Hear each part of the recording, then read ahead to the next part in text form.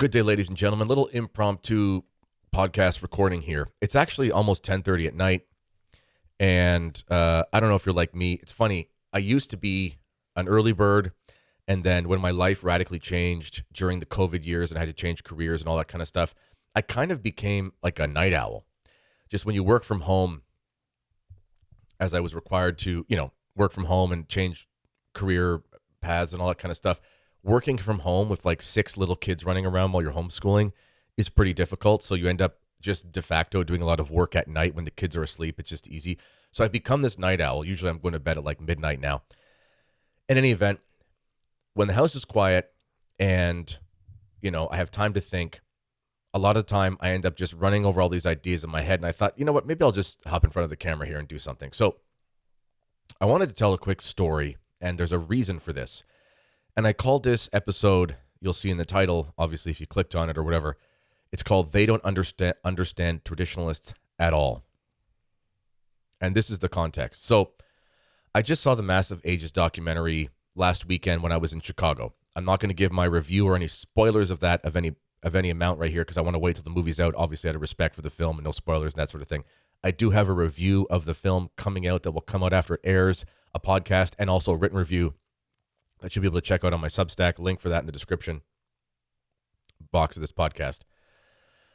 But there's one storyline that I can share the basics of without giving any spoilers of the film, and it's a storyline that follows. And I'm sorry, Leah, I forget your married last name, but you were Leah Darrow. Maybe those of you watching knew Leah Darrow before she was Leah, and I apologize. I know she's married now. They did flash the name on the screen. I just can't remember what it was, your husband. So I apologize for forgetting that. It follows Leah and her husband, and they have, I believe, 6 kids. And they were talking about their experience coming to the traditional mass from being like conservative Novus Ordo. And it was your classic experience. The first time they go, they're like, what the heck's going on here? They had an interesting run-in with some of the parishioners, which that doesn't happen to everybody. But I've seen that happen because I think in the film they talk about how they showed up in like flip-flops and shorts, which is okay at the Novus Ordo in California, and it wasn't a very good reception at the one in the traditional mass. That's not an uncommon experience. Not to justify people being treated poorly, but anyway, it's just human beings. It is what it is. But then they follow this family. They talk to them. They interview them. And you get the impression, Leah and her husband, they became trads. They found it, and they just, she's weeping, and she's basically weeping, and she's just explaining how, coming to the traditional mass and really finding this ancient faith. Like, again, I always show this, I've been showing this book a lot lately. The faith of this man, St. Edmund Campion, one of the greatest saints in the history of the church. I mean, this man's unbelievable. The faith that he died for, and you find that faith. And it is like a new religion. They didn't use these terms in the film, but if you've gone through it, you know what that means. Effectively, it's a new religion. I mean, you're praying differently. You're believing differently. You believe the Catholic faith differently when you go to the old mass exclusively, but especially in a traditional parish where it's not just, the odd mass on Sunday. That definitely changes you. We did that for about a year and a half before we committed to a traditional chapel situation. And even just going to the old mass always on Sundays had a radical effect. But when you really find one of those communities where it's the preaching is traditional, the catechesis is traditional, heck, even the things of the parish are different. Like, just the clubs are different. The youth group's different. The youth catechesis is different. The way the servers are changed is different. Everyone who's gone through that, as this family did, Leah and her husband and their children, everyone who's gone through that, they know exactly what I'm talking about. It is like you found a new religion. And it's like, I wrote about this one time, and I said, when you find tradition, it's like finding the home that you were homesick for your whole life and you didn't even know it existed. It's the most beautiful, heartwarming, soul-changing thing. And it was in the film, they're following, a lot of these Catholic families in the wake of Traditionis Custodes, and just like the heartbreak of the risk of the potential having their masses taken away, and how terrible that is and all that kind of stuff. That's kind of the theme of the film, which you can gather from the trailer. And, I'm not giving too much away, but you'll see that in the film. And it got me thinking, because one thing they do a really good job in this film, again, not giving any away, but they show like just how disastrous these anti-TLM policies are when you really consider the individuals. And when you become traditional and you come from that Novus Ordo world, you realize that in the Novus Ordo, generally speaking, they don't understand traditionalists at all. They can't tell a traditionalist from a Muslim in most cases. They don't understand traditionalists at all. Get a little background on myself. I was before I was this professional Catholic commentator, whatever this weird job is that I do, I was a Novus Ordo religion teacher. What I mean is I taught at a diocesan Catholic school. I taught religion classes for grades 9, 10, 11, and 12. So Catholicism, except grade 11 was world religions, but I basically just taught them that every religion was false and Catholicism was true, which the students loved, but my colleagues didn't like. I was supposed to teach them every religion is as good as another one because that's what you believe in the average Novus Ordo setting. And I taught for 5 years, I think. So I taught, 4 or 5 religion classes a year. I taught, and there's like 190 school days. I taught hundreds of hours of religion classes to teenagers for half a decade. I studied in a supposedly Catholic program in Teachers College. I was involved in the Novus Ordo, and we were faithful. Like my wife and I, like we were practicing and conservative and open to life and going to confession. Like we were doing the thing. I went to the Opus Dei. I almost joined. I was asked to join. I was encouraged to join, I should say. And then when I went traditional, there was some shenanigans that took place, and a lot of people kind of went behind my back, and it was a pretty bad situation. And I thought, heck with that. And so I was going to the Opus Dei recollections for like a year and a half. I went to a retreat. I was reading Jose Maria. I was like in the conservative Catholic world. I was scheduled to be a speaker on like the sort of speaker circuit. This one fellow who's kind of like high up in the whole conservative Catholic speaker world was like, "Oh, Kennedy, we're going to get you on this thing." I had one booked. It was closed because of COVID, but that was supposed to be my coming out party, so to speak. And I was going to start, rubbing shoulders with the Steubenville talk circuit kind of people. And in any case, I know the Novus Ordo really, really well. I was a professional Novus Ordo educator. And I knew nothing about tradition before I found it. And there was this transition period in 2018, 2019. We started going to the TLM in 2018, but I was still involved in teaching in the Novus Ordo school, and we were still involved in like the diocesan stuff. You know what I mean? Like we were still doing kind of whatever the apostolates were and things, and we were part of that, the conferences and whatnot. So I was kind of in two worlds. And it was really interesting because the world I was going to go to Mass on Sundays, we drive like 45 minutes to go to a TLM in a different diocese because the one in our diocese was too far away. Our diocese is huge. It's Canada. Everything's far away. And I was like changing radically. I was listening to all these traditional sermons. I'm reading all these traditional books, etc. 2019 was when I wrote Terror of Demons, my first book, which is a very, obviously, it's traditional Catholic masculinity is the subtitle. It's a very traditional book. Obviously, I wouldn't write anything else. So I become a trad like interiorly in 2018, really. And in that time, I was living in these two worlds, and I realized that in the Novus Ordo, they don't understand tradition at all. They literally have no concept of what it is. And I'm not talking about just like the like liberals. I'm talking about just the like good conservative open to life Catholics. They have no idea.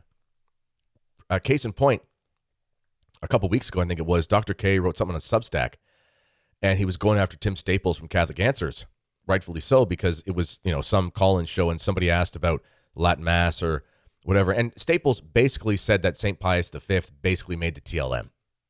And Dr. K just roasted him. And he's like, my goodness gracious, like these are professional Catholic apologists and they know nothing about the liturgy. They know nothing.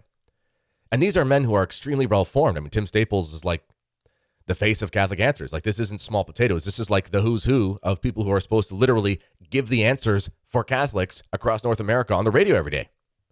This isn't just like the janitor who works for the diocese and doesn't go to mass. This is like a hugely respected Catholic apologist in the Novus Ordo who's read 100 books and has done 100 retreats and doesn't even know the history of the traditional liturgy, right? That just shows you that, and I'm not even saying that Staples is a bad guy. I don't even know him. He's probably a really good guy. What I'm saying is, even when you're that well-formed in the Novus Ordo, the chances of you knowing tradition are so slim. So slim. In 2020, by the end of 2019, we had committed to going to the Society of St. Pius X full-time as a family. But we were still involved in the diocesan stuff. I was still teaching in the diocesan school. Nobody knew where I was going to mass. It wasn't a problem. I was still helping to run this catechism group. They thought the stuff I was doing was great. And then all of a sudden, when they found out we went to the SSPX, all of a sudden, the stuff we were doing was bad. And I'm like, you thought it was great 5 minutes ago, but now you know where I go to mass. But anyway, so COVID hits. Some people pronounce it communism, but I know a lot of you call it COVID. So COVID hits. The diocese that I live in shuts down mass 2 weeks before the government says you have to.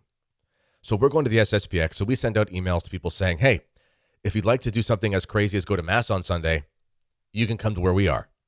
And none of these people believe in the COVID thing because they're all pretty conservative people and they called foul on the government's nonsense. And a lot of them came. And lo and behold, they had one of those experiences. In fact, our old prior, shout out to Father, who knows who he is. We basically told him, we said, we've got a lot of really good conservative Novus Ordo people coming to mass today. A really good sermon. I kid you not. He gets up on the pulpit. He talks for 30 minutes with no notes, just off the cuff, like one of the greatest sermons you've ever heard in your life. People are weeping like it was unbelievable. And he starts it off by going, this is the Catholic faith. And he just literally gives, like if you had to convert somebody, you would say this. Like he was like St. Paul he was like St. Paul preaching the cross in Athens. Like he was unbelievable. Father was on fire that day. And it was a beautiful day. Tons of people start flocking to the SSPX because the diocese stops confessions. The diocese stops baptisms, not for the whole time, but there for a while. The government shuts down religious services, but you could still have like 5 people come at a time, whatever it was. So the SSPX is like, come one, come all for confession. We'll give you Holy Communion. We'll help you save your soul. We'll baptize your kids, whatever. So people just start coming. The diocese is doing nothing, right? So people just start coming because they want to go to heaven. And even the people who were anti-SSPX to a degree, they could understand, well, if there was a state of necessity, it'd be now. I don't want to go to hell. I just committed a mortal sin, and there's priests who will hear my confession, and there's those who won't. So, I'm probably just going to go and save my soul if that's okay with you. So, obviously, tons of people flock to the SSPX. Then when they open up the churches at the end of June with restrictions, the rule was that you could have, let's call it 50 people or 50%, whatever it was, inside the church, but you could have as many as you want outside. So the SSPX says, well, we got a school, we got a field, we'll just do mass outside. If 500 people come, it's a football field or a soccer field, you could fit 2,000 on there and still have social distancing or whatever because it's so big. So we'll just do it there. Diocese, nope. No registration system for one. Only so many people allowed. So they basically have COVID bouncers at the door. And if you show up and there's too many people, you got to go home. And there's no Sunday obligation in the diocese. So no one goes to mass. So basically, the SSPX is packed, and the diocesan chapel, the diocesan parishes are empty. So, given that context, what do you think the diocese does? What do you think they do? Do you think they get their act together? Do you think the bishop says, or the priest say, or the vicar says, or the rector of the seminary, do you think they say to themselves, man, oh man, a lot of these people are not going to mass. And because we believe in the Catholic faith, because what else would we believe if we're Catholic bishops and priests? Instead of doing something stupid, we should probably do something good. Do you think they did that? They did the opposite. Rather than saying, I'm worried about your souls. I want you to go to heaven. We're going to make sure every diocese, every parish in the diocese is doing 7 masses every Sunday. So that way we can have, if there's 250 people and only 50 are allowed, all of you can come to mass, 5 masses, whatever the math is. Think they did that? No. Instead, the vicar of the diocese writes letters to be read at the pulpit at churches where people had complained that people were going to the SSPX to explain to the congregation why the SSPX is in schism. Now that's pastoral, isn't it? I should also add, when the government said you could open your churches, what do you think the diocese did? What do you think they did? They took 2 extra weeks because they had to prepare for people coming to church. Many of whom they wouldn't let in because there was too many people already in there because they wouldn't do extra masses and they wouldn't do mass outside. So they were closed an extra month, a full month, 2 weeks on the other side, 2 weeks on the other side, 2 weeks before, 2 weeks after. Meanwhile, SSPX is swelling up. It's bursting at the seams. We're sitting out there in the hot sun, no shade. Father's giving Holy Communion to like 300 people. It takes like 30 minutes because he's got to go around and do the COVID, like try to feign some sort of COVID thing and make sure people are staying in their family groups and whatever, just doing his best to not get shut down. On the tongue, by the way. Whereas in Novus Ordo, you got to come up with your mask. You got to walk up. You got to take Holy Communion. And I never understood this. It was so opposite. You have to come up, receive Holy Communion in your hand like this. Then you have to step to the side. Then you have to hold Jesus Christ's body, blood, soul, and divinity. Then you have to remove your mask. Then you have to receive Holy Communion. Then you have to put your mask back on. Why couldn't you just open your mouth? Or whatever. Why couldn't you just be more careful with Jesus? Well, they don't care because it's a Novus Ordo. So they just, that wasn't an issue. So we get wind of this letter. We ask one of our priests, our former pastor, good man. I knew him very well. I knew he knew the SSPX was fine because we had talked about it before. It wasn't like he was going to go say it's come one, come all. But I knew that he knew that it was like not a sin to go and like you're not a schismatic. I knew he knew that because we had talked about it in confidence. So we reach out and we say, Father, this is going to cause real problems if you read this letter at the diocese, at the pulpit. And he was a good man. He said, I'll try to find some sort of compromise. So what he does, instead of reading it, he just says, I have a letter. If you have any questions about a church in this town, come see me. And the parish is like, what? Like that, because there's a diocesan parish in the same town. So they're like, why would I have any questions about whatever? It doesn't matter to me. So he arranges a meeting for me to sit down with the vicar of the diocese who was doing all these shenanigans, writing these letters and stuff. First thing the vicar says to me, this is not being recorded, right? I was like, well, wasn't that great? Like, we're worried about recording. What is the CIA? I remember thinking to myself, it's not being recorded. Like, why? Like, you're not going to tell the truth? Like, why do you care if it's recorded? I got nothing to hide. You got something to hide, Father? Anyway. Who would even think that? I went to the meeting. Last thing I was thinking about doing was recording things. It just tells you the crazy politics inside the diocese. When you're worried about people recording your meetings, like think about the level of craziness you're already at if that's what you're thinking. Anyway, this meeting was so weird. I sat down with the vicar, with this pastor, and with the head of religious ed for the diocese, who said you could contracept, by the way, and he's in charge of religious formation, and he wasn't corrected by the vicar. The vicar literally said, well, I don't want to get into it. I'm like, get into it. He's saying you can contracept. This is like a sin. Anyway, we had this long conversation about the SSPX. It was the strangest conversation of my life. And I realized in the meeting, this priest and this was a vicar. He was like either a professor or a rector of the seminary for many years. He's not some like wet behind the ears priest. He's been a priest for like 25 years at this point. He's got the ear of the bishop.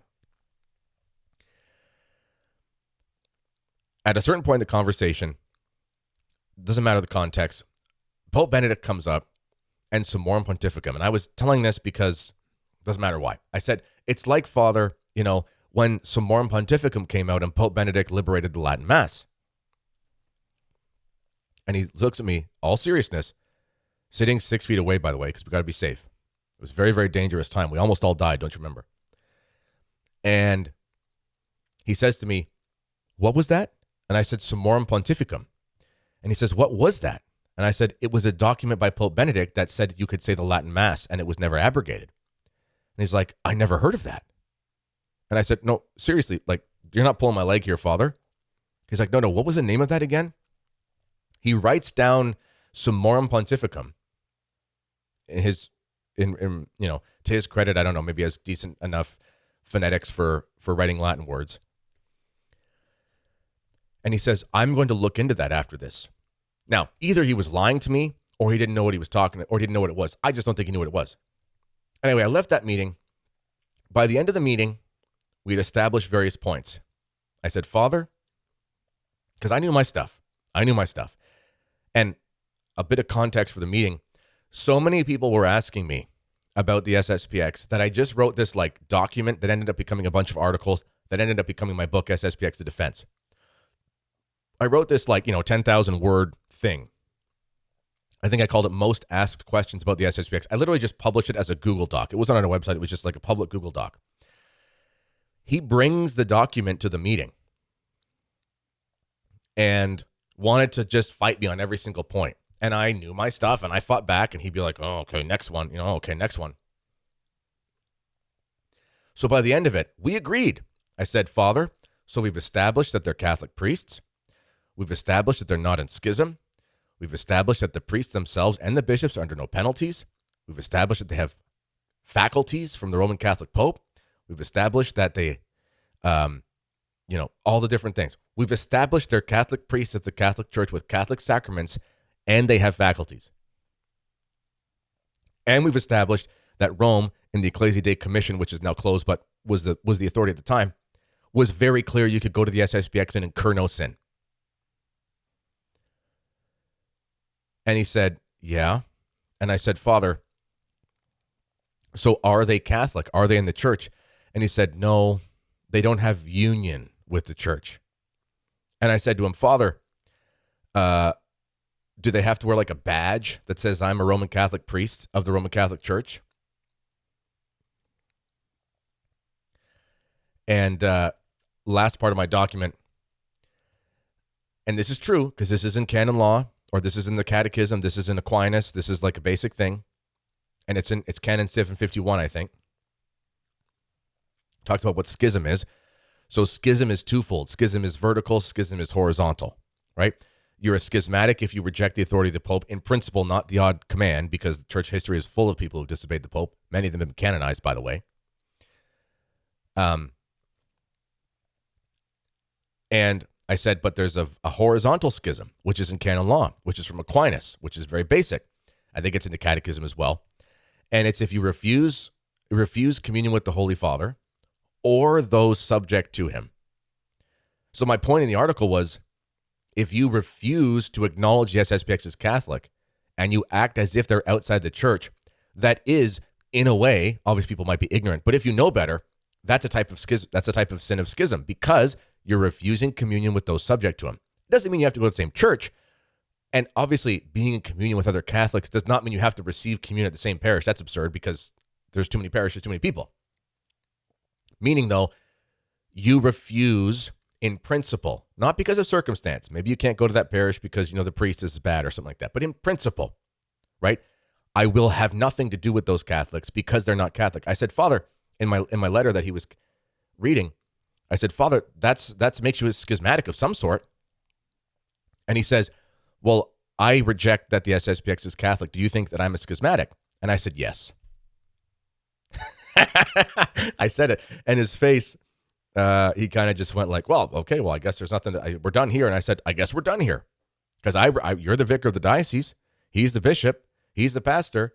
He's the whatever guy who denies the doctrines of the church but teaches everyone how to be Catholic in the diocese. And I think you're all Catholic. I think you're probably a heretic, but I think you're a baptized Catholic. Like, you're in good standing in the church, by the law.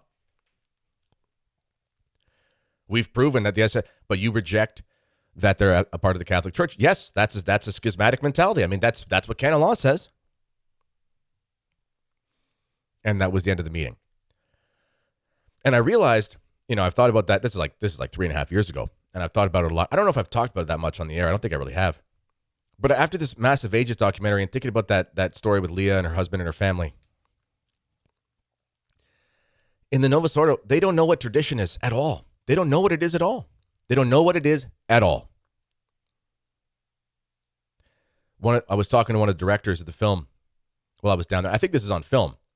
And there was a bishop that came to the premiere of the second film. and an anonymous bishop for his own, for obvious political reasons. But he came to the film and he told the directors, and he said, after they showed in the documentary how they destroyed the Mass and all the shenanigans, a bishop of the Catholic Church said, I had no idea they did that to the Mass. So you can be a bishop, not even know. So if you're an apologist, if you're a layperson, if you're in some sort of lay apostolate, if you're a vicar, if you're a priest, if you're the head of religious formation, if you're in the Novus Ordo, there's a good chance you don't understand anything about Catholic tradition. And the testimony of this woman and her husband in the film basically saying, like, we found tradition, and oh my goodness, it was like I could finally be Catholic for the first time. In the Novus Ordo, they don't understand tradition at all.